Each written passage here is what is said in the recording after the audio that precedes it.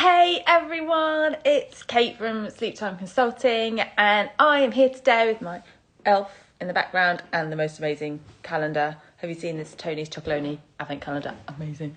To talk about Christmas sleep, because I put my poll up and I asked about what you wanted to talk about, and Christmas sleep came up. So we are today going to talk about kind of the best things that you can do to prepare and enjoy your Christmas around your little ones, and how to manage routines, etc.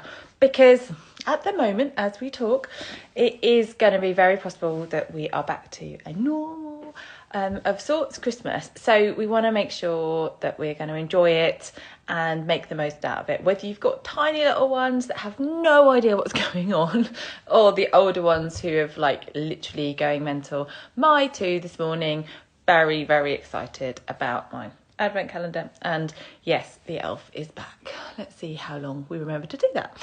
Anyway, so let's talk about Christmas sleep. So I think life is so busy, isn't it? And we struggle to fit everything in. And I think when it comes to Christmas, we look and we plan and we get things in, and we have to remember, this is like the negative thing, we have to remember that sleep is so important for so many aspects of our little ones' lives, whether it's their development, whether it's their behaviour, whether it's just general kind of well-being. But it's also important for us to kind of have enjoyable lives as well. And we often have time off around Christmas, so we want to make sure that you're maximizing that and making the best of it, because it's really important that we all have a great time.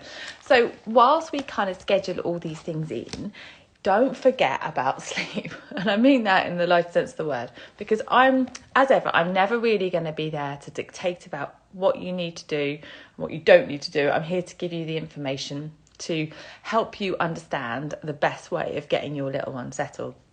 So I think, without sort of being too over-organised, not necessarily my style, maybe just map out what you're doing. Think about what you've got coming up that might impact your might impact your little one's sleep and their kind of routine that you've got them settled into. And then take a step back and work out if you're all right with it. I mean, the other day, I just realised we'd completely overscheduled ourselves and I had to cancel something. And actually that made me feel calmer. And sometimes we need to do that. So if you need to think about your travel situation or where you're going or how many things you've agreed to, maybe you could step back a bit if it's really kind of getting to you, because we need to sort of lead by example and be the best that we can be. So think about whether your schedule is perhaps a little bit too hectic or not. And then think about what you're going to do.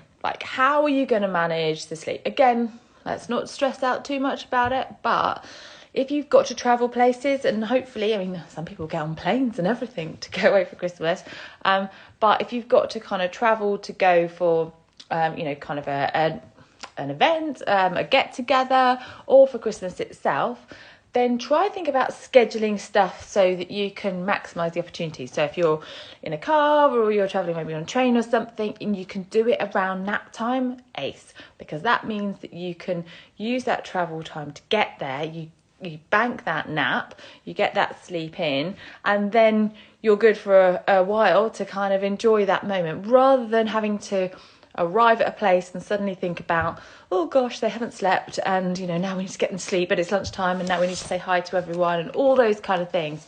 So maybe think about your travel as an option. I have been known in the past to go early to stuff, so I can get to sleep in and then sit there waiting for something to start. So it's what works for you, but think about that as a kind of an option. Also, if you've got older ones that either aren't napping or not napping as frequently, and you are travelling, take all the snacks, cut yourself a break.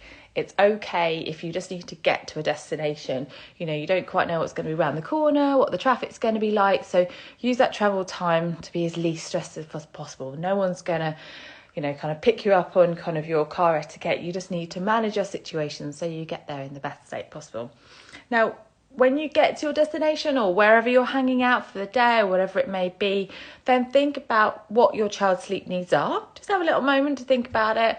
Make sure that you're prepared for that. So